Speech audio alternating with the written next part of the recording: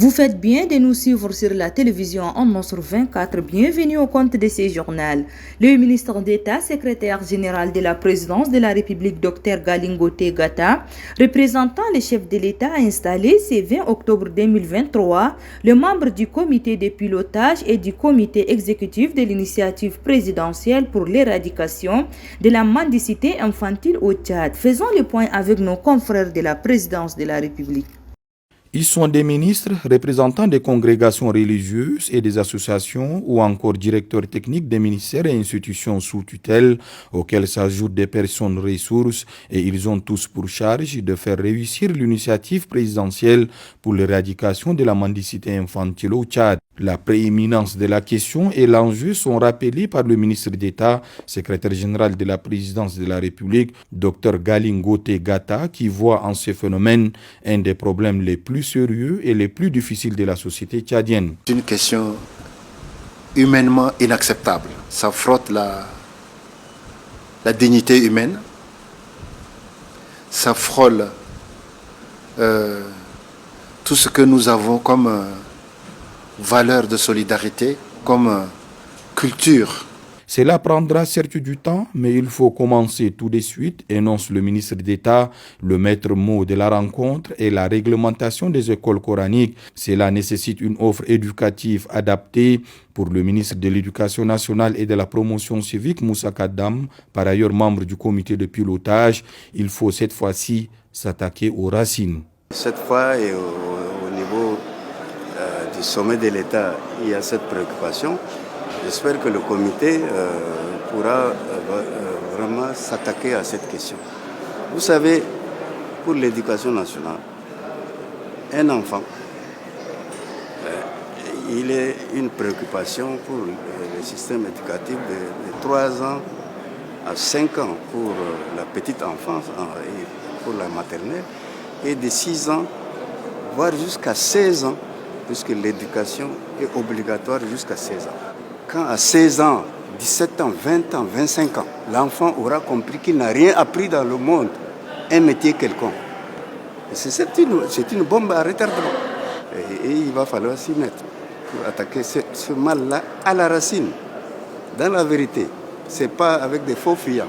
L'approche globale qui sera déployée, à en croire le ministre de la Santé publique et de la Prévention, Dr Abdelmajid Abderrahim, ne doit pas perdre de vue la question sanitaire, mais il faut agir en synergie et en complémentarité, mais pas en compétitivité, insiste-t-il. Vous touchez une question extrêmement importante avec des ramifications complexes.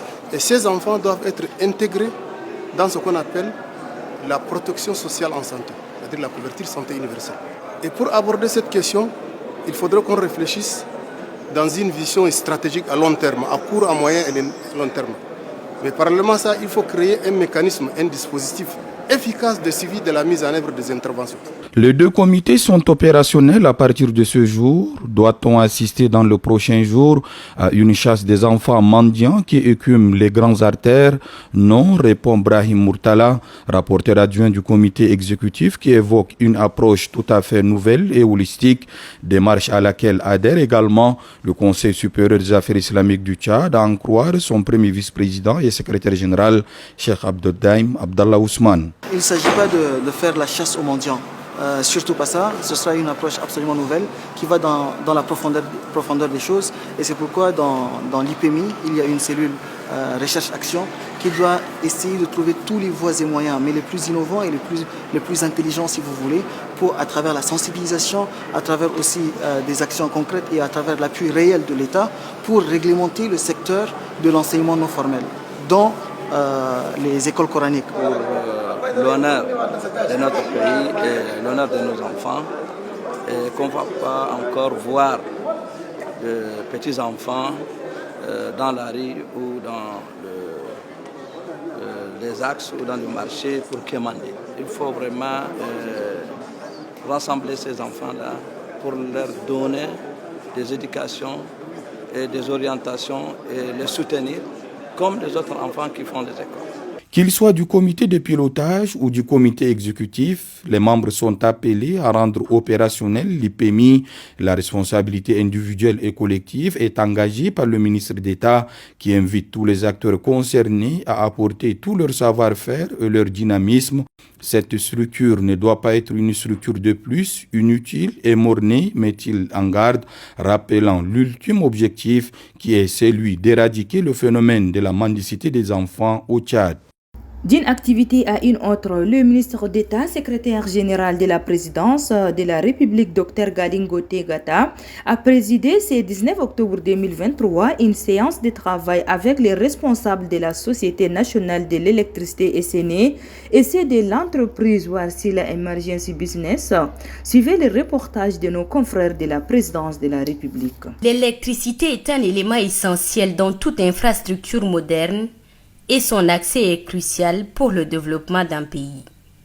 À pied d'œuvre pour améliorer l'offre d'électricité en N'Djamena, partant dans tout le Tchad, la présidence de la République, à travers son secrétariat général, a fait appel ce jeudi 19 octobre 2023 à toutes les compétences. Au centre des discussions dans cette réunion de haut niveau, rassemblant les responsables de la Société nationale d'électricité et ceux de l'entreprise Wärtsilä Energy Business, la nécessité de maintenir les groupes électrogènes de la SNE en parfait état de fonctionnement. Ce qui, selon le directeur général de l'entreprise Wärtsilä Energy Business, Marc Thierriet, est indispensable pour s'assurer qu'il soit opérationnel en tout temps. La réunion a porté sur différents volets. Il y a un volet, effectivement, le traitement de l'urgence. Les différentes unités de production sont à l'arrêt ou ont subi des avaries. Donc il y a tous les aspects de gestion de l'urgence, réparation de ces différentes unités. Donc ça, c'est un premier volet qui est réellement très important, qui change le quotidien. La vision du Tchad pendant les 3 à 5 ans qui viennent pour la mise en place de capacités additionnelles. Un autre aspect crucial de cette réunion concerne le transfert de compétences au personnel local. Il s'agit ici de renforcer les capacités des techniciens locaux pour qu'ils puissent effectuer la maintenance et les réparations nécessaires sur les groupes électrogènes. À en croire le ministre d'État, secrétaire général de la présidence de la République, c'est une étape essentielle vers l'autonomie en matière de gestion de l'électricité, tout en favorisant l'emploi et le développement des compétences locales. Nous voudrions que la SNE évolue vers une entreprise de production qui est capable non pas seulement de produire de l'énergie, donc de répondre à la demande des consommateurs, mais d'avoir des techniciens qui gèrent les groupes là de façon vraiment technique et avec une autonomie tchadienne.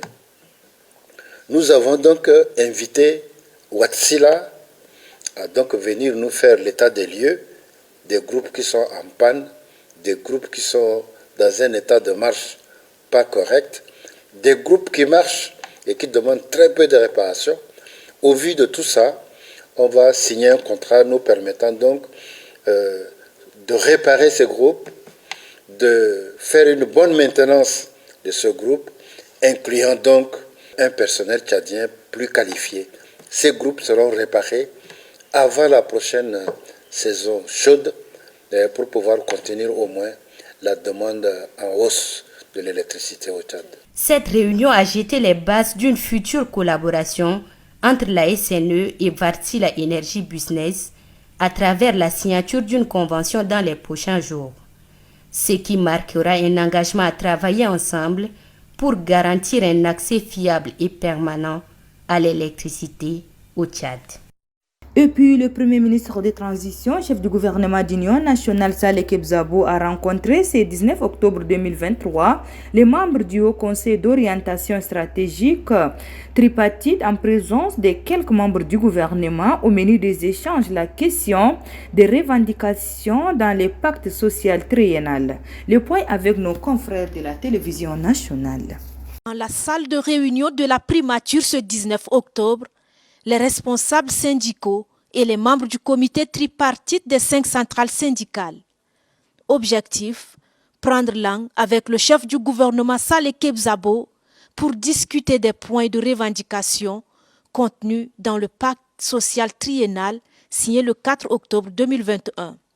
Le ministre de la fonction publique, de l'emploi et de la concertation sociale, Abdoulaye Mbodoumbami, président du comité technique, précise que sur les 69 points de revendication contenus dans le pacte triennal, le gouvernement a déjà honoré ses engagements à hauteur de 46%. Ce pacte a été signé le 4 octobre 2021. Nous sommes arrivés à la phase d'évaluation. Le rapport a été transmis justement le mois passé à Monsieur le Premier ministre, chef du gouvernement, qui est le président du Haut Conseil d'orientation et stratégique tripartite, sur les 69 points qui sont contenus dans le pacte social par rapport aux engagements du gouvernement, par rapport aussi aux engagements des différentes centrales syndicales. Qu'est-ce qui a été fait? Qu'est-ce qui n'a pas du tout été fait? Qu'est-ce qui reste à faire? Ce qui a été fait, ce qui a été partiellement fait, nous sommes à peu près à 46%. Et il est effectivement question maintenant d'accélérer pour que d'ici la fin du pacte, c'est-à-dire d'ici la fin de l'échéance, qu'on puisse effectivement arriver à exécuter le 100% de l'engagement du gouvernement. Le chef du gouvernement d'Union nationale, comme toujours, use du dialogue pour répondre aux préoccupations des travailleurs.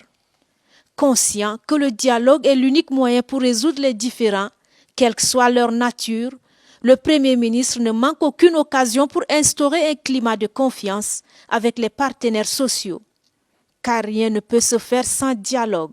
Cette démarche a le mérite de rapprocher les points de vue et d'éviter de positions tranchées. Sur les points de revendication, il n'y aura aucune entrave à la réalisation des différents points contenus dans le pacte social triennal, laisse entendre le Premier ministre. Il insiste sur la volonté commune de toutes les centrales syndicales à une franchise dans les discussions et à une parfaite collaboration jusqu'à l'aboutissement de tous les points de revendication. Le rôle d'un gouvernement, quel qu'il soit, c'est d'être à l'écoute des populations. C'est d'être à l'écoute des intermédiaires dont vous êtes, pour relayer tous ces soucis et faire en sorte que les choses marchent de façon harmonieuse, ce d'autant que nous sommes dans une transition et que la transition est un régime tout à fait particulier, voire spécial. Il y a des textes qui ont été signés, il y a des accords qui ont été signés entre nous. Je peux vous assurer que de notre côté, au niveau du gouvernement, il n'y aura absolument aucune entrave à ce que nous respections les signatures apposées.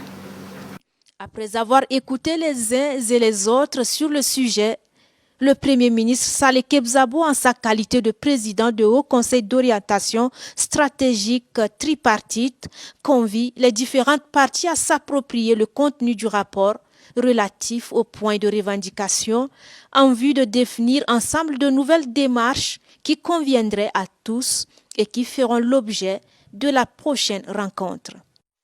Et puis, dans une interview accordée à notre reporter Diori Abdoulaye Djido, le tradithérapeute Assemgué Ametebe parle de l'importance des soins qui se font à base des plantes naturelles. Suivez-le. Constatez qu'il y a beaucoup de maladies qui sont souvent à la base de ces choses, qui empêchent souvent les femmes de concevoir. Par exemple, prenons le cas au niveau de la femme, nous allons parler des infections vaginales. Quand on dit des infections vaginales, on parle au fait des levures. Quand on parle des levures, nous avons par exemple les femmes qui présentent souvent des pêtes blanches, des pêtes jaunes, des pêtes caillées. Et excusez-moi beaucoup même pour le terme, mais il y a d'autres femmes qui sont obligées de gratter beaucoup le sexe. Même parfois, on voit même que le sang sort. Donc vous voyez, quand vous avez ces genres de maladies, ce sera très difficile pour vous de pouvoir concevoir. On a aussi des maladies comme les règles douloureuses, les règles qui deviennent gluantes, qui deviennent sales, les règles qui sont parfois noires, ou bien parfois même il y a des jeunes filles qui sont ménopausées précocement. Quand on dit la ménopause précoce, c'est lorsque les règles sont arrêtées. En temps normal, la femme doit avoir 50 ans ou bien 45 ans. là, elle ne voit plus les périodes. Ça, c'est naturel. Mais il y a certaines femmes, à cause des maladies, à cause des infections, déjà à 25 ans, à 30 ans, elles sont ménopausées. Et ces femmes-là, elles ne peuvent pas concevoir. Vous allez faire tout, mais la grossesse n'a pas venu.